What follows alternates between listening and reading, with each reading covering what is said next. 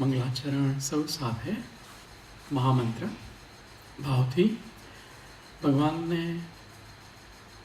જોઈને દર્શન થવા જોઈએ. દરેક પદ વખતે એ પરમેષ્ઠી ભગવાનના દર્શન સાથે.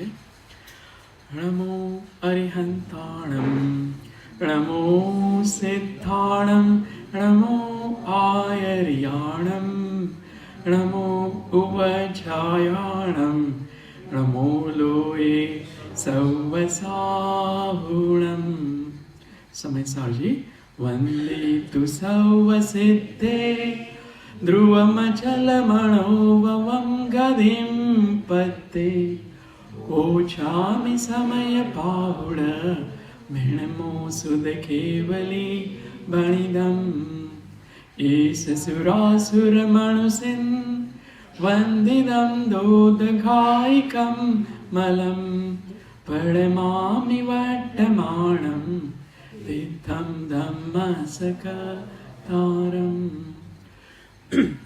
સુર અસુર નરપતિ વંદને પ્રવિનષ્ટઘાતી કર્મને પ્રણમન કરું હું ધર્મ કરતા તીર્થ શ્રી મહાવીરને. અનંતાનંદ પરમ સિદ્ધ પરમેશ્વરી ભગવંતોની જય હો. 24 તીર્થંકર ભગવંતોની જય હો. આચાર્ય શ્રી કુંદકુંદ સ્વામી અમૃતચંદ્ર સ્વામી જયસિંહ સ્વામીજીની જય હો. સદગુરુ દેવની જય હો. પરમ કૃપાળુ દેવની જય હો. સાહેબજીની દિવ્ય ચેતનાને નમોસ્તુ વંદના. આપ સર્વમાં વિદ્યમાન દ્રવ્ય દ્રષ્ટિથી શુદ્ધ આત્મતત્વને પ્રણામ. જય જય. આપણે પરમ માંગલિક ગ્રંથ પ્રવચન સારજીનો સ્વાધ્યાય કરી રહ્યા છીએ. 238 ગાથા સુધી પહોંચ્યા છે. ત્રીજો અધિકાર અંતિમ અધિકાર છે. એમાં વૈરાગ્ય માટે એક વસ્તુ આપણે ધ્યાનમાં લઈએ. આપણે માની લો ત્રસ પર્યાયમાં રહીએ. અત્યારે ત્રસ પર્યાય ચાલે છે ને 2 થી 5 ઇન્દ્રિય. તો વધારે કેટલો સમય રહી શકીએ ત્રસ પર્યાયમાં? 2000 સાગર. Very good. અને પંચેન્દ્રિયમાં જ રહીએ તો કેટલા સમય રહી શકીએ? વધારે પંચેન્દ્રિય. આપણે પંચેન્દ્રિય છે ને 2, 3, 4 ઇન્દ્રિયને ગૌણ કરી દો. એ નહીં, એ પર્યાયો નહીં, ખાલી પંચેન્દ્રિય પર્યાય. તો વધારે કેટલો સમય રહી શકીએ? એની પહેલા નીચે જતા એ 4 ઇન્દ્રિય 3 ઇન્દ્રિયમાં, એની પહેલા પંચેન્દ્રિયમાં 1000 સાગર. હે ને? અહીંયા લખ્યું છે જો 1000 સાગર પૂર્વ કોટી પૃથક્ત્વ. પૃથક્ત્વ એટલે 3 થી 8000 વર્ષ લેવાના. પણ એમાં મોટો નંબર આ સાગરનો લઈએ તો 1000 સાગર. અને ખ્યાલ આવી ગયો ને? પંચેન્દ્રિય પણ આપણે રાખવું હોય તો 1000 સાગર. અને સંગી પંચેન્દ્રિયમાં ઘણા ભેદ છે ને, સંગી અસંગી, એમાં સમૂર્છનાદિ છે. તો સંગી વાળું કેટલું રહેશે? સંગી આપણે સંગની છીએ અને પંચેન્દ્રિય છે, એમાં 4 ગતિના જીવ આવી જશે. તો વધારે આ 4 ગતિના જીવ જે સંગી છે એમાં કેટલું રહી શકીએ? નહીં, આ 1000 સાગર છે ને જે, હા, પંચેન્દ્રિયમાં બંને લઈ લીધા છે 1000 સાગરમાં, સંગી અને અસંગી. તો સંગી છે એમાં જો 300 થી 900, 1000 પેલું હતું ને એની બદલે 300 થી 900 સાગર લેવાનું એમાં. અને થોડું એમાં ઉમેર્યું છે, પણ એ 1000 થી ઓછું હોય છે. અને મનુષ્ય, આ ખ્યાલ આવે છે ને? કોઈ ના સમજાય તો પૂછજો. પછી નિયમથી તમારે મનુષ્ય પર્યાય છૂટી જાય. પછી આ 4 ઇન્દ્રિય માખી ભમરા બધું બનવું પડે. 3 ઇન્દ્રિય પછી નિગોદ તરફ બી જતા રહે. પંચેન્દ્રિયમાં વધારે આટલું જ રહી શકાય. ત્યાં મોક્ષ પ્રાપ્ત ના કર્યો તો ક્યાં જવાના? નીચે. નિગોદ એવું જરૂરી નથી, પણ નીચે જતા રહીશું. આગમ પ્રમાણે આપણે 4 ઇન્દ્રિયમાં 3, 2, 1 ઇન્દ્રિય પૃથ્વી જલ અગ્નિ વાયુ વનસ્પતિ ત્યાં સુધી પહોંચી જઈએ. અને વનસ્પતિ કાય નિગોદનો ભેદ છે, સાધારણ વનસ્પતિ, ત્યાં સુધી પહોંચી જઈએ. કારણ કે આ 4 ઇન્દ્રિય 3 ઇન્દ્રિયમાં આપણને ખબર પડશે કે હું કોણ છું. સમ્યક દર્શન થશે, હશે તો બી જતું રહેશે. ત્યાં ખબર જ નથી એ પર્યાયમાં કે હું કોણ છું, આત્મા છું, જ્ઞાન સ્વભાવ છું, કોઈ પણ ભાન નથી, જાગૃતિ નથી. હા, એ અહીંયા આવે છે. મનુષ્ય વાળો નેક્સ્ટ ક્વેશ્ચન છે. માની લો આપણે મનુષ્ય રહીએ તો કેટલો સમય વધારે રહી શકીએ? મનુષ્ય સમય અપેક્ષા, ભાવ નહીં, કેટલો સમય કાળમાં આપ્યું છે ને?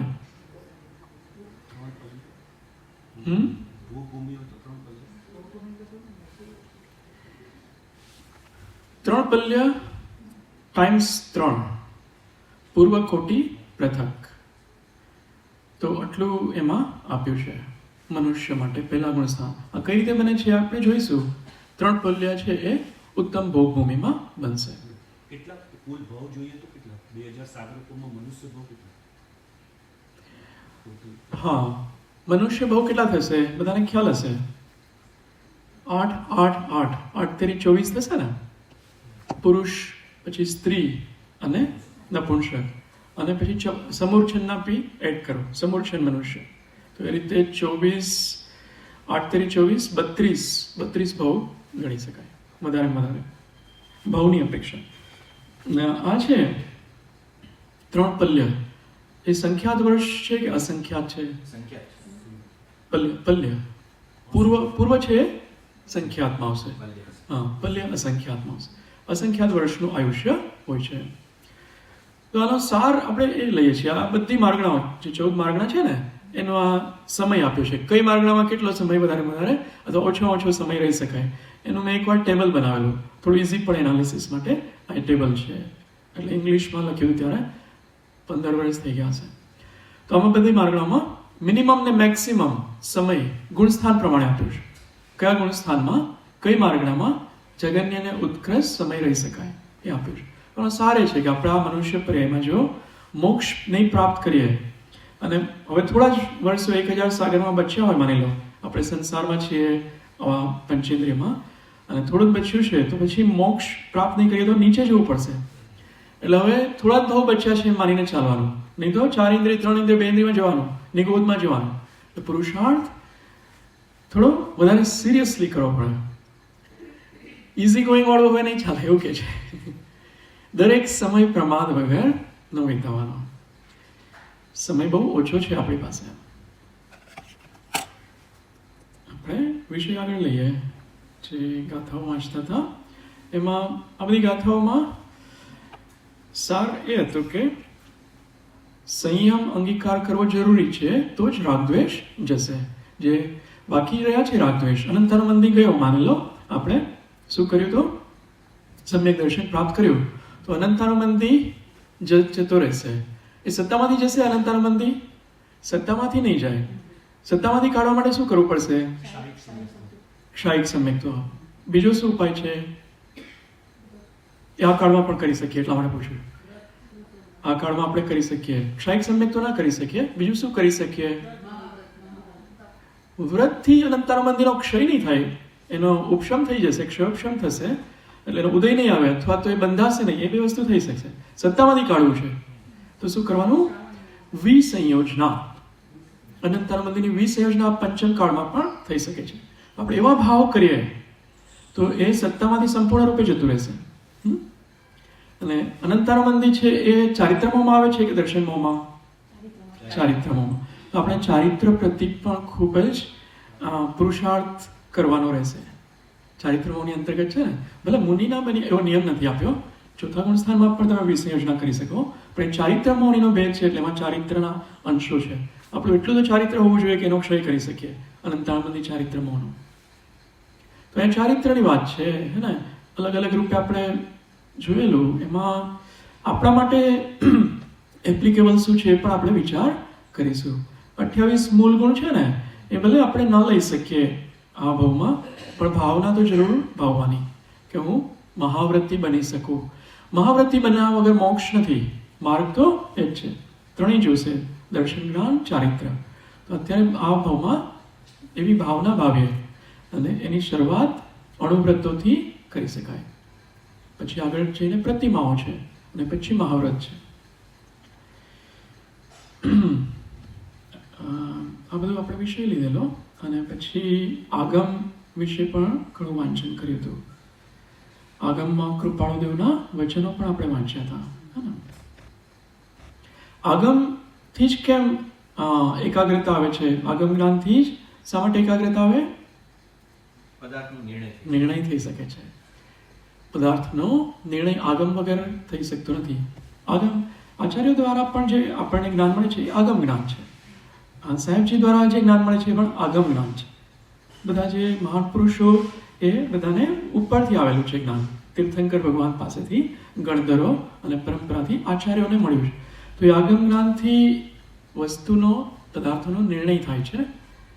નિર્ણય આપણને ન હોય, માની લો કે હું આત્મા છું, એક જીવ દ્રવ્ય છું, એમાં આવા દ્રવ્ય ગુણ પર્યાય ઉત્પન્ન થાય છે, વ્યય થાય છે, ને એમાં વિભાવવાળી પર્યાય પણ ઉત્પન્ન થાય છે, સ્વભાવવાળી પણ ઉત્પન્ન થઈ શકે. આ બાકીના બધા દ્રવ્યો મારાથી જુદા છે, એનું સ્વતંત્ર પરિણમન ચાલી રહ્યું છે. બીજા 6 દ્રવ્યો છે એ બધા જુદા છે, બીજા પણ જીવ સાથે 6 દ્રવ્યો, એનું નિરંતર પરિણામ ચાલી રહ્યું છે. મારું નિરંતર પરિણમન ચાલી રહ્યું છે. અને મારું પરિણમન આવા અનંત ગુણો છે, એમાંથી મુખ્ય જ્ઞાન દર્શન ગુણનું આવું પરિણમન ચાલી રહ્યું છે. એ બધું ખબર ન હોય તો આપણે આપણામાં સ્થિર થઈ ન શકીએ, એકાગ્ર ન થઈ શકીએ. આપણામાં એકાગ્ર થવા માટે આપણું સ્વરૂપ બરાબર સમજાવવું જોઈએ, તો જ આપણે આપણામાં એકાગ્ર થઈ શકીએ. એટલા માટે આગમનું જ્ઞાન ખૂબ જ જરૂરી છે. આગળની ગાથા લઈએ આપણે.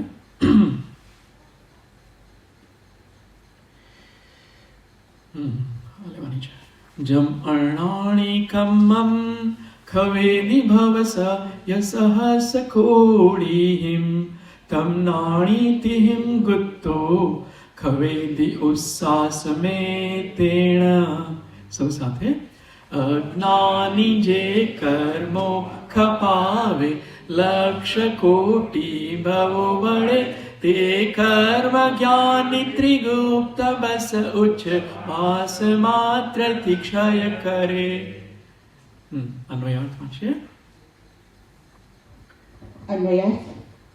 જે કર્મ અજ્ઞાની લક્ષ કોટી ભવો વડે ખપાવે છે તે કર્મ જ્ઞાની 3 પ્રકારે મન વચન કાયાથી ગુપ્ત હોવાને લીધે ઉચ્છ્વાસ માત્રથી ખપાવે છે. હા, અજ્ઞાની લખ કોટી ભવો એટલે લાખો કરોડો ભવો માં જેટલા કર્મો ખપાવે છે એટલા જ્ઞાની કેટલી વારમાં ખપાવે છે? એક ઉચ્છ્વાસમાં એટલા કર્મો. અહીંયા છે ને જ્ઞાનીમાં મુનિ મહારાજ લેવાના. ગુપ્તી મુનિ મહારાજને હોય છે. ગુપ્તી અને સમિતિ આપણે અભ્યાસ રૂપે કરી શકીએ છીએ, પણ આપણને ગુપ્તી સમિતિની સંજ્ઞા ગ્રહસ્થોને નથી આપી, મુનિ મહારાજને આપી છે. અને એ ઉચ્છ્વાસ માત્રમાં આટલા કર્મો ખપાવે છે. એમને ગુણ શ્રેણી નિર્જા હોય છે, એમાં અનંત કર્મ ખપાવી રહ્યા છે. ગુણ શ્રેણી બને લબ્ધિસાર ક્ષપણાસારનો વિષય છે. એને નિરંતર ગુણ શ્રેણી બનેલી હોય છે. એક ગલિતા અવશેષ ગુણ શ્રેણી હોય છે અને એક અવસ્થિત ગુણ શ્રેણી હોય છે. એમને અવસ્થિત ગુણ શ્રેણી નિરંતર બનેલી રહે છે. એના પરિણામ એમના એટલા વિશુદ્ધ હોય છે. દરેક સમયે અનંત કર્મો નિર્જરા કરે છે મુનિ મહારાજ. એ ક્યારેક વાંચવાનું લબ્ધિસાર ક્ષપણાસાર ગ્રંથમાં. બહુ સરસ વિષય છે. એમાં કર્મના નિષેકો છે, એ બધા ઉપરની સ્થિતિમાંથી કઈ રીતે ગુણ શ્રેણીમાં આવે છે, બધા ડ્રોઈંગ્સ છે. આપણે ક્યારેક લઈશું એ વિષય. તો એના પરિણામો કેટલા વિશુદ્ધ હોય છે કે બધા એ ઉપરની દ્વિતીય સ્થિતિમાંથી દ્રવ્ય ઉદયાવલીમાં આવી જાય છે અને ઉદય થઈને ખરી જાય છે. એના કાંડકો હોય છે, એ હજારો લાખો કરોડો વર્ષના કર્મો એક સમયમાં આવીને ઉદયમાં આવીને નિર્જિત થઈ જાય છે. એના પરિણામો એટલા વિશુદ્ધ હોય છે. ટીકાવાન છે. ટીકા. જે કર્મ અજ્ઞાનીને ક્રમ પરિપાટીથી તથા અનેક પ્રકારના બાળકાપ્રૂપ ઉદ્યમથી પાકતું થતું રાગ દ્વેષ ગ્રહણ કર્યા હોવાને લીધે સુખ દુઃખ આદિ વિકાર ભાવે પરિણમતો હોવાથી ફરીને સંતાન આરોપતું જાય તેવી રીતે લક્ષ્ય કોટી ભવો વડે ગમે તેમ કરીને એટલે મહા મુશ્કેલીથી અજ્ઞાની ઓળંગી જાય છે. તે જ કર્મ જ્ઞાનીને સ્યાકાર કેતન આગમ જ્ઞાન તત્વાર શ્રદ્ધાન ને સંયત તત્વના યુગપતપણાના અતિશય પ્રસાદથી પ્રાપ્ત કરેલી શુદ્ધ જ્ઞાનમય આત્મતત્વની અનુભૂતિ જેનું લક્ષણ છે એવા જ્ઞાનીપણાના સદભાવને લીધે કાય વચન મનના કર્મોના ઉપરમ વડે ત્રિગુપ્તીપણું પ્રવર્તતું હોવાથી પ્રચંડ ઉદ્યમ વડે પાકતું થતું રાગદ્વેષ છોડ્યા હોવાને લીધે સમસ્ત સુખ દુઃખ આદિ વિકારો અત્યંત નિરસ્ત થયા હોવાથી ફરીને સંતાન ન આરોપતું જાય એવી રીતે ઉચ્છ્વાસ માત્ર વડે જ લીલાથી જ જ્ઞાની નષ્ટ કરે છે. આથી આગમ જ્ઞાન તત્વાર શ્રદ્ધાન ને સંયત તત્વનું યુગપતપણું હોવા છતાં પણ આત્મજ્ઞાન જ મોક્ષ માર્ગનું સાધકતમ સંમત કરવું. મુનિ અને આત્મજ્ઞાની બંને અહીંયા લેવાનું. એમને બધા રાગદ્વેષ છોડ્યા હોવાને લીધે સમસ્ત સુખ દુઃખાદી વિકારો અત્યંત નિરસ્ત થઈ ગયા છે. મુનિ અને આપણે થોડું રાગદ્વેષ વિશે વિચારીએ. જો એમના રાગદ્વેષ કેટલા ઓછા હોય છે ને આપણા કેટલા વધારે હોય છે. ગાય અને બિલાડીનું દ્રષ્ટાંત પોપ્યુલર છે. ગાય માની લો ઘાસ ખાતી હોય અને કોઈ લાકડી મારીને એને ભગાડે પોતાના ખેતરમાં, તો ગાય શું કરશે? જતી રહેશે, ઘાસને છોડીને જતી રહેશે. અને બિલાડીએ મોઢામાં ઉંદર પકડ્યો હોય, એને મારે તો એ ઉંદરને છોડે છે? એને ઉંદર પ્રત્યે તીવ્ર આસક્તિ છે, એ નહીં છોડે. મોઢામાં લઈને પણ એ ભાગશે, છોડશે નહીં. એમ આસક્તિ ખૂબ વધારે છે, ગાયમાં એટલી આસક્તિ ઓછી છે એટલે છોડીને જતા રહે છે. આપણે પણ આપણામાં આસક્તિ જોઈએ તો આપણે થોડું માની લો દાન આપવાનું હોય તો સારું, આપણે થોડું આપીએ. આપણી સંપત્તિના માની લો કોઈ કહે કે 1% આપો, કોઈ 5% આપી શકે, કોઈ 10% આપે, કોઈ 20% એની સંપત્તિનું, 50%, 70%, હે ને, એનાથી વધારે આપે છે ગ્રહસ્થો, એ પણ બહુ વધારે છે. અને મુનિ કેટલું આપે છે દાન? સર્વસ્વ ધ્યાન, ત્યાગ છે ને, એમાં સર્વ જેટલો પણ પરિગ્રહ છે એનો ત્યાગ છે. તો રાગદ્વેષ જ્યારે એટલા મંદ પડી જાય છે, બિલાડીથી જેમ ગાયનું જે દ્રષ્ટાંત છે એમાં કેટલા રાગદ્વેષ ઓછા છે ગાયમાં, એવી રીતે એટલા રાગદ્વેષ ઓછા થઈ જાય ગાય જેટલા, અને 0 થઈ જાય ત્યારે મુનિ દશા આવે છે. માત્ર ધન પ્રત્યે નહીં, કેટલી બધી વસ્તુઓ છે ને અને પરિસ્થિતિઓ છે, બધાનો ત્યાગ કરી દીધો ને એને. સર્વ પદાર્થોથી રાગ એને જતો રહ્યો છે. એને પછી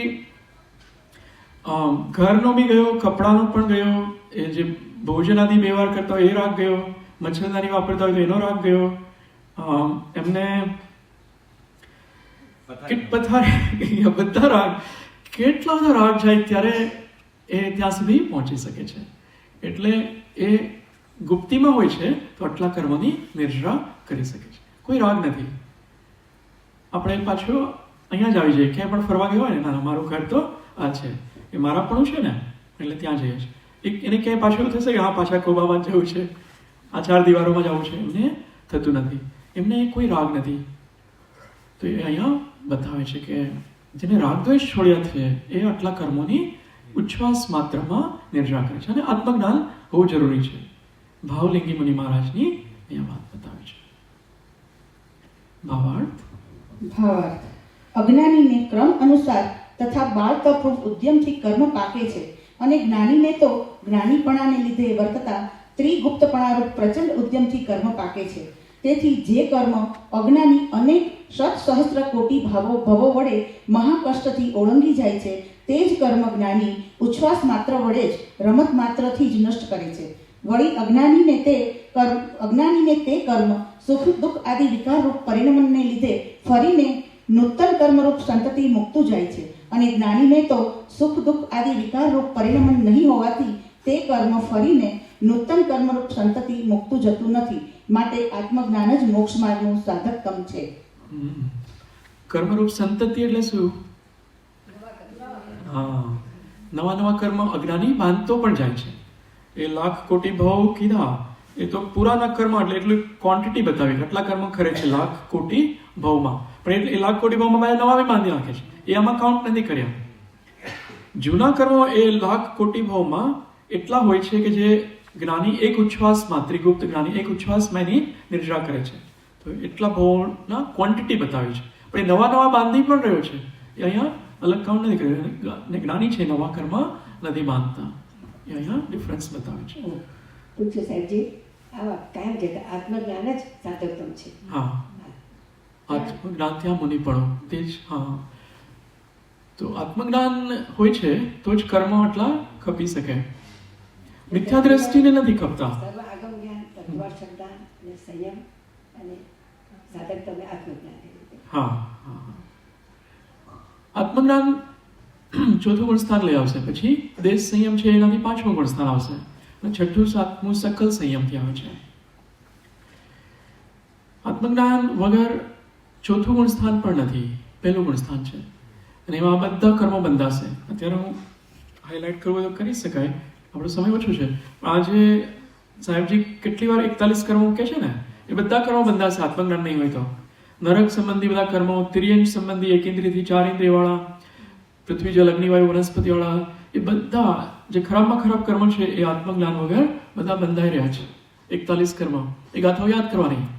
મેં આપેલી એકવાર વિચ્છેતુંડ સંડા સંપત્તિ યખ થાવરા ધાવમ સુગુમતીય વિયલિંદિય નિરેદુનિય આવગમ મિચ્છે વિધિય ગુણે અણતિણતી એ બધી ગાથાઓમાં એ કર્મના નામ છે. તો એ જ્ઞાનીને જ એ કર્મની બંધ વિચ્છેદી થઈ છે. એના પછીની ગાથા લઈએ બહુ શોર્ટમાં. આ બધી ગાથાઓ મેં યાદ રાખી છે.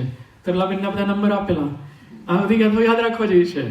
આ છે આના પછીની સામાયિક કરીએ ને ત્યારે એ બધી યાદ કરવાની. જેમ કે ગઈકાલે સામાયિકમાં આ બધી ગાથાઓ યાદ કરેલી દ્રષ્ટાંત તરીકે પ્રવચન સાર લીધેલું સમય સારજી. તો તમારો આખો દિવસ ક્યાં છે થોડી ખબર ના પડે. પછી એક એક ગાથામાં ચિંતન કરવાનું અને પછી ઘણું અંદર ઉતરી શકાય. આ બધી ગાથાઓ છે ને એ આત્માને સ્પર્શીને લખાયેલી છે. આત્મામાં આપણે જઈ શકીશું આ બધી ગાથાઓથી. ભેદ વિજ્ઞાન ખૂબ જ છે આમાં. તો ખેર સાહેબજી આજે ખૂબ જ સરસ વિષય અધ્યાત્મનો કવર કરેલો છે. એટલે આપણે આ થોડો અલગ વિષય આમાં આવી ગયો. સારું છે. એમને સાહેબજી હું આવ્યો ત્યારે એવું હતું ને આત્માને નહીં ભૂલવાનો.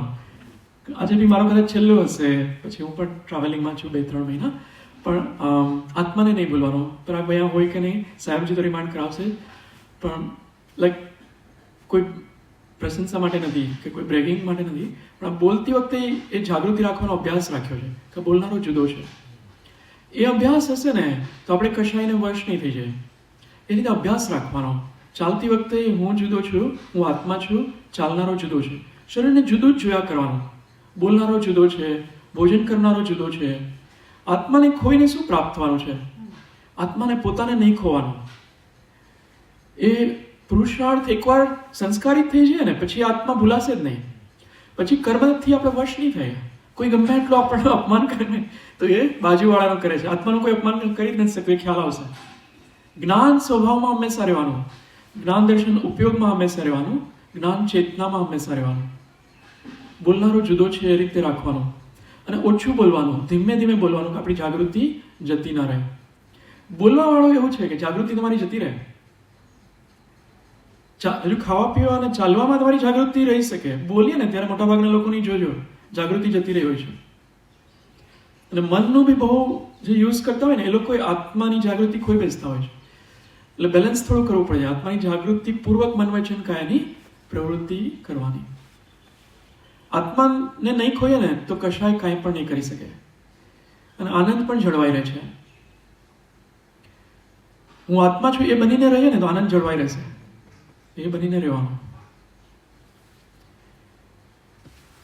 239 ગાથા 444 પેજ નંબર છે.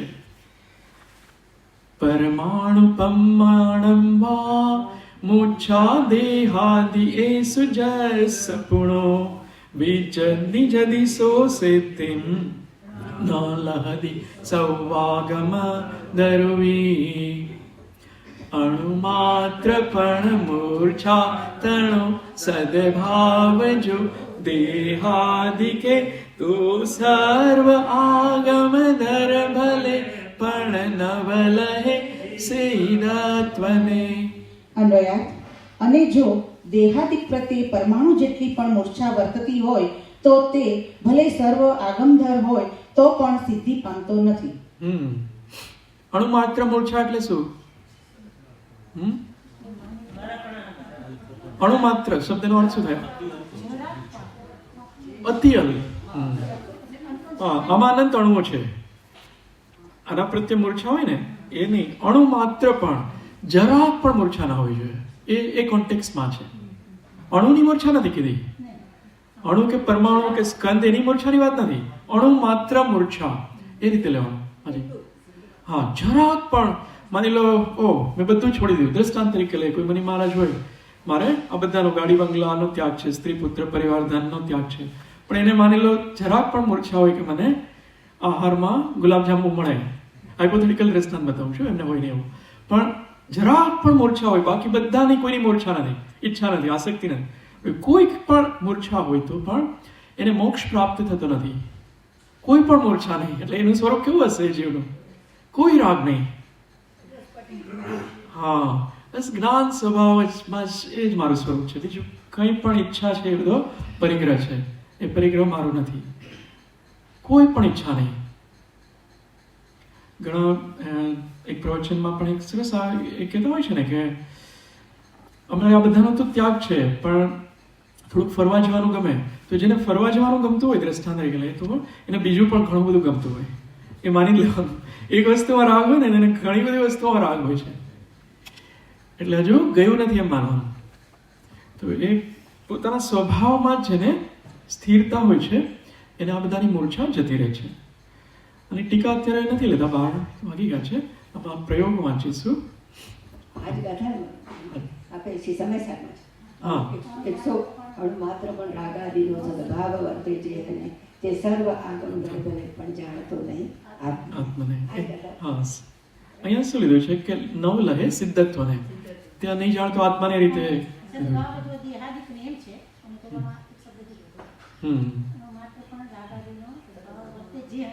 અહીંયા છે ને ચારિત્ર વાળું પ્રકરણ છે, એટલે એ કોન્ટેક્સમાં મૂર્છા લીધી છે બધાને. કેટલો રાગ છે એ લીધો છે. જો આપણે ઓકે, મેં ઘણા બધા પિક્ચર્સ બી રાખેલા. આ ગાથામાં છે ને આગમવાળી એક પરમાણુ માત્ર પણ મૂર્છા હોય ને તો પણ એ આ બધું પેન્ટ શર્ટ પહેર્યા કેટલી મૂર્છા હશે. દ્રષ્ટાંત તરીકે આજે એટલે કોઈ લિટરલી નથી લેવાનું, પણ લાઈક એટલે વસ્ત્ર ને આ બધું હોય ને તો એને બીજી ઘણી બધી મૂર્છાઓ હોય છે, એટલે રાગ ઘણા હોય છે, એ રીતે પણ લઈ શકાય. એમાં મુનિ મહારાજનું જે પિક્ચર છે તો એમને કોઈ મૂર્છા નથી હોતી, એ રીતે આપણે જોઈ શકીએ.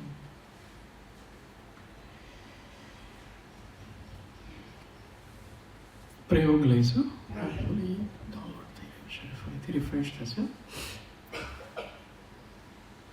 અહીંયા સુધી પ્રયોગ વાંચ્યો હતો, અને પછી નો લઈએ ને. આ પ્રયોગ આપણે કરવા માટે છે. વાંચો. પ્રયોગ. કર્મ क्षय का कारणभूत स्वपरात्मक स्वरूप प्रकाश व परमात्मा स्वरूप प्रकाश आगम ज्ञान बिना नहीं हो पाता, अतः आगम ज्ञान का पौरुष करना. સ્વ પર પ્રકાશ જે છે અને કારણભૂત તો પરમાત્મા પ્રકાશ આગમ જ્ઞાનથી જ થાય છે. એનો પુરુષાર્થ બધા આગમ વાંચવાના. ચારેય અનુયોગના મુખ્ય ગ્રંથો છે એ ખાસ વાંચવાના. જે વિશેષ ગ્રંથો હોય ને જે અત્યારના આચાર્ય લખેલા એ તમે પેરિફેરલ રૂપે રાખવાના, પણ મૂળ ગ્રંથો જેમાં પ્રાકૃતમાં ગાથા છે ને કુંદકુંદાચાર્ય, એ મૂળ ગ્રંથો છે એ એન્ડ ટુ એન્ડ વાંચવાના અને એનો ફ્લો યાદ રાખવાની કોશિશ કરવાની. આમાં આખો મોક્ષ માર્ગ મળી જાય છે મૂળ ગ્રંથોમાં. આમાં કેટલી ગાથા છે? 415 ગાથાઓ. સમયસારમાં ના, આમાં 275 છે, સમયસારમાં 415 છે. હા, તો એ એટલી ગાથાઓથી બધું મળી જાય છે એન્ડ ટુ એન્ડ. એટલે મૂળ ગ્રંથને હંમેશા પકડી રાખવાનો. મૂળ ગ્રંથ ક્યારેય નહીં છોડવાના. ઇષ્ટોપદેશ હોય એમાં 51 ગાથા છે, દ્રવ્ય ગ્રંથ સંગ્રહમાં પણ 57 ગાથા. એ 57 ગાથા યાદ રાખવાની. હવે એટલીસ્ટ એની મેઇન ગાથાઓ તો યાદ રાખી લેવાની. ખ્યાલ આવે છે ને? 51 ગાથા છે ઇષ્ટોપદેશ, એ યાદ રાખી લેવાની. તો મોક્ષ માર્ગને આપણે ક્યારેય ચૂકીશું નહીં. એ આખો મોક્ષ માર્ગ હોય છે મૂળ ગ્રંથમાં. એ મૂળ ગ્રંથ યાદ રાખવાના. એનો બધો મેલો થઈ જાય છે. જે બીજા બધા ગ્રંથ આવે છે ને, કોઈ આચાર્ય આપણે સમીક્ષા નથી કરતા, પણ એમાં જે મૂળ જે છે ને એ થોડું ડાયવર્ટ, ઘણાનું માઇન્ડ પછી કોઈક નાની વસ્તુમાં એટલું બધું ડાયવર્ટ થઈ જાય છે. એન્ડ ટુ એન્ડ ધ્યાનમાં રાખવાનું હોય છે. મેલો થઈ જાય છે પછી તત્વજ્ઞાન હોય છે. આ વાંચો. आत्मवस्तु प्रयोग. आत्मवस्तु की सिद्धि के लिए स्व पर निश्चयात्मक से मोटू करो. सिद्धि के लिए स्व पर निश्चयात्मक आगम का अभ्यास करना. આગમનો અભ્યાસ. અહીંયા એ ગાથા ચાલે છે ને. આજે કેટલા નંબરની વાંચી આપણે? ઓકે, એ લઈ આપણે.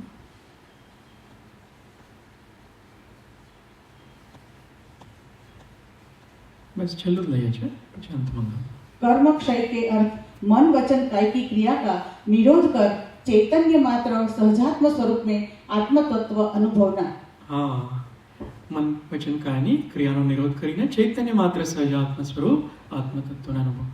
તો આ મુનિ બનીને કરવાનું બેસ્ટ કેસ સિનારિયો છે. અને એના માટે આપણે અભ્યાસ, ચિંતન, ભાવના ભાવીએ કે આપણે મહાવ્રતિ બની શકીએ એક દિવસ. અને દ્રષ્ટાંત તરીકે લઈએ તો જે ગઈકાલે ઉપવાસ અમે લોકોએ કરેલો હોય એમાં વધારે બાહ્ય તપથી અંતરંગ તપ વધારે થઈ શકે એટલું ધ્યાનમાં રાખવા જેવું છે. એટલા માટે બાહ્ય તપ બધા આપ્યા છે. પછી તમારે જ્ઞાન સભામાં જેવું થોડું વધારે સહેલું છે, ઇન્દ્રિયો થોડી ઓછી શિથિલ થઈ જાય ત્યારે જ્ઞાન સભામાં રહેવું વધારે સહેલું છે. અમે લોકો પહેલાં 3 ઉપવાસ બહુ રેગ્યુલર કરતા, વર્ષમાં, એટલે અઠમ કહીએ ને, છે અઠમ એટલે 3 ઇન રો, તો એ વારંવાર કરતા અને આ રીતે સામાયિક ધ્યાન વગેરે સ્વાધ્યાય. અહીંયા આગળ ઓછું થઈ ગયું. હા, પહેલા ઉપવાસમાં હું નહોતો કરતો, પહેલા ને બીજામાં, ત્રીજામાં હું કરતો હતો. હું કેટલા વર્ષોથી 18 વર્ષથી એવું દર વર્ષે 3 અઠમ મિનિમમ કરવાના પર્યુષણમાં અને આગળ પાછળ. તો એનાથી વિશુદ્ધિ ઘણી વધે છે. અહીંયા ખબર નહીં શા માટે અહીંયા આગ્રહ બહુ હોય છે કે તમે જમી લો. એટલે અહીંયા પરમિશન લેવી પડે અઠમ માટે, મને એવું લાગે છે, કારણ કે રાહ જોવાતી હોય. એનીવેઝ, તો પણ આનાથી સારું રહે, એકવાર સંકલ્પ કરીએ ને તો થઈ જાય છે. મતલબ બેસવાનો સંકલ્પ કરવાનો, એટલે વચ્ચે કંઈ નહીં ખાવાનું. પછી એકવાર સંકલ્પ કરો એટલે આરામથી થઈ જશે બેસવાનો. પછી એકાસવાનો સંકલ્પ કરવાનો, પછી ઉપવાસનો સંકલ્પ, પછી અઠમનો સંકલ્પ, પછી 28નો પર્યુષણ આવશે. આંબેલની ઓળી આવે છે, એમાં 8 આંબેલ, તો જેટલા થાય એટલા. પણ તમે સંકલ્પ કરશો તો 8 થઈ જશે. સંકલ્પમાં જ પુરુષાર્થ છે. પછી તો માઇન્ડને ખ્યાલ આવી જાય છે કે કંઈ મળવાનું નથી, એકવાર જ મળશે. પછી એ મન પરેશાન નહીં કરે. તો એ તપથી પછી આત્મામાં રહેવાનું છે, ખાલી ઓલું બહારવાળું નહીં. પછી એ આજે સાહેબજી રોજ કહે છે ને, એ બધું કરવાનું. પછી હું આત્મા છું, એટલે એ ખાલી સૂત્ર પૂરતું બોલવા પડતું નહીં, હું આત્મા છું એની અનુભૂતિ તરફ તપ સાથે જવાનું. ત્યાં સુધી લઈએ અંતમંગલ. સુખધામ અનંત સુશાંત ચહી દિન રાત્ર રહે તદ ધ્યાન મની પર શાંતિ અનંત સુધામય જે પ્રણમો પદતે વરતે જયતે. હો પ્રણમો પદતે વરતે જયતે. બોલો મહાવીર સ્વામી ભગવાન કી જય. પંચ પરમેશ્વરી ભગવાન કી જય. પરમ કૃપાળુ દેવ કી જય. સદગુરુ દેવ કી જય. સબ સંતન કી જય. શુદ્ધ આત્મદેવ કી જય. ઓમ. કાયોત્સર્ગ 3 વાર નમોકાર મંત્ર. કાયોત્સર્ગ, કાયામાંથી આસક્તિ જતી રહેવી જોઈએ થોડી ક્ષણો માટે.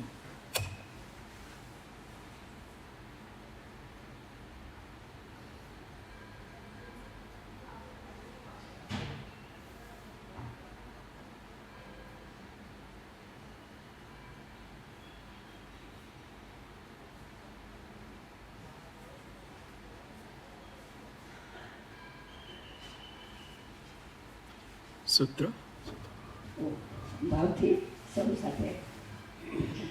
હું આત્મા છું, આપનો સેવક છું, સૌનો મિત્ર છું. હું આત્મા છું, આપનો સેવક છું, સૌનો મિત્ર છું. હું આત્મા છું, આપનો સેવક છું, સૌનો મિત્ર છું. જય સદગુરુ વંદન. પુરુષાર્થ કરવાનો પ્રયત્ન કરીશું. અમારે પણ એ જ કરવા. બધા ભોજન એટલા માટે કંઈ અમને લાગે કે આ ભોજનનો તો સાતર એવું નથી, ઉપવાસમાં વધારે સાતા રહે એકચ્યુઅલી. અમે પણ તો સંયમનો પ્રયત્ન.